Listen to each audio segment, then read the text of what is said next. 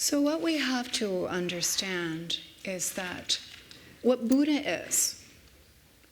Because for ourselves, for example, we are born, we are little kids for a while, we go to school, we have successes and failures, we have all kinds of different experiences, we get older day by day, eventually whether we live long or we don't live long, we get sick and we die. We are an impermanent experience.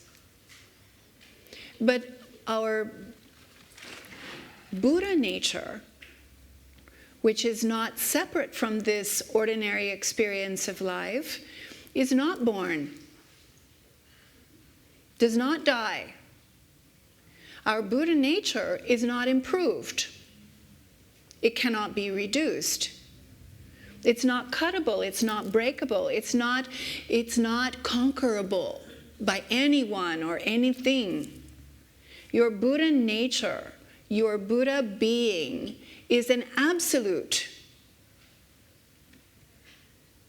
And in the meantime, we have all of these phases that we go through which are not absolute, which are constantly changing.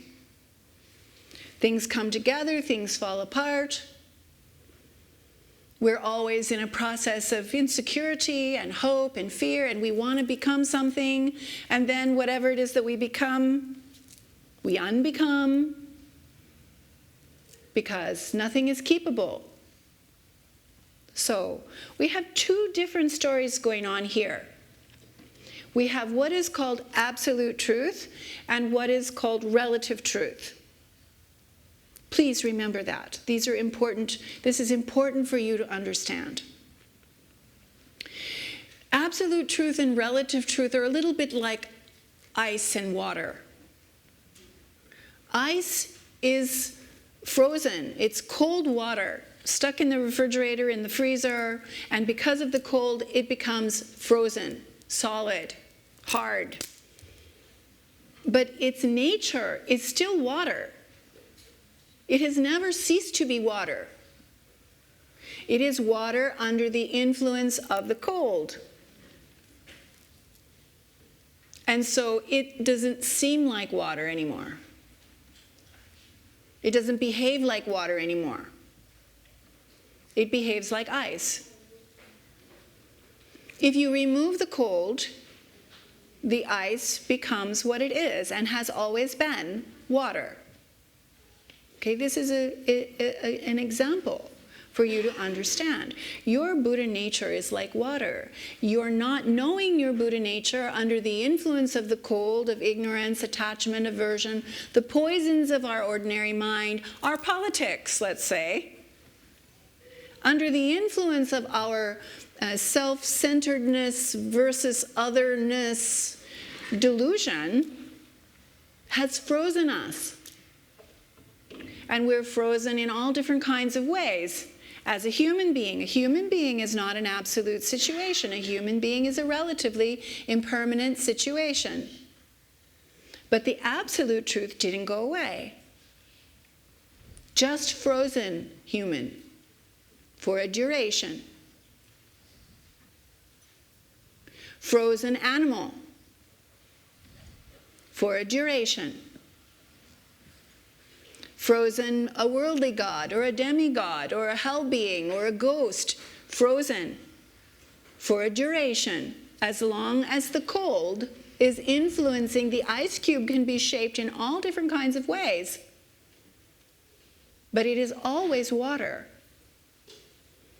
Buddha nature is the truth that is the foundation of every phenomena.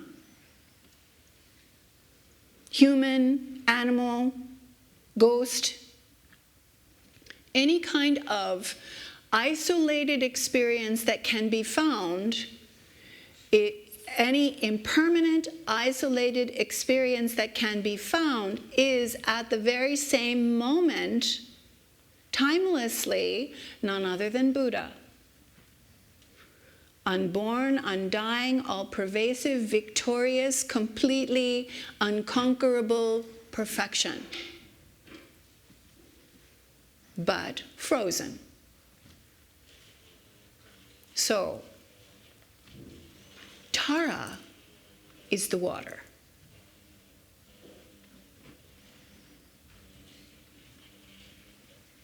Buddha is the water. And how Buddha manifests or appears is according to what the needs of the ice cubes are.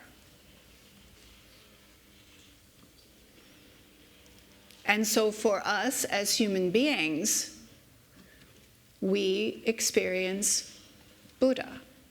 Shakyamuni Buddha, thousands of Buddhas, so many Buddhas. In our eon, there are 1,000 Buddhas. Shakyamuni is only the 4th.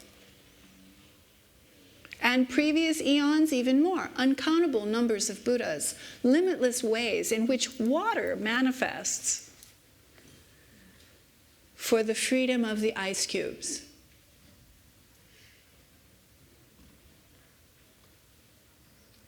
So, she, openness, emptiness, pervasive, unconditional, limitless love and compassion and wisdom manifests in whatever way can benefit beings. Peaceful, wrathful, 1 head or 1,000 heads, 2 arms or 1,000 arms, however necessary for the warming of the ice cube.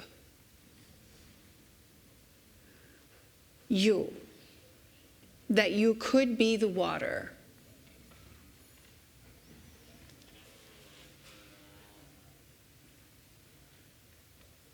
This is why I say she is and Rinpoche always said, she is the mother of all the Buddhas because she is the nature of openness, emptiness that permeates. She is the source, she is the sustenance, and she is the place of dissolution for every phenomenon. Arises from emptiness, is sustained in emptiness, and dissolves unto emptiness, is none other than emptiness, openness, awareness. That is Tara. That is the nature of enlightenment.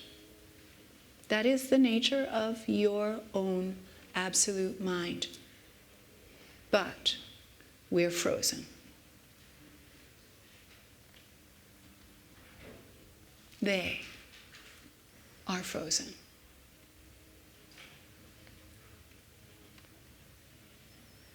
This is where you come to the compassion of the Buddhas, the compassion to free, to liberate from the trap of not knowing your own Buddha nature.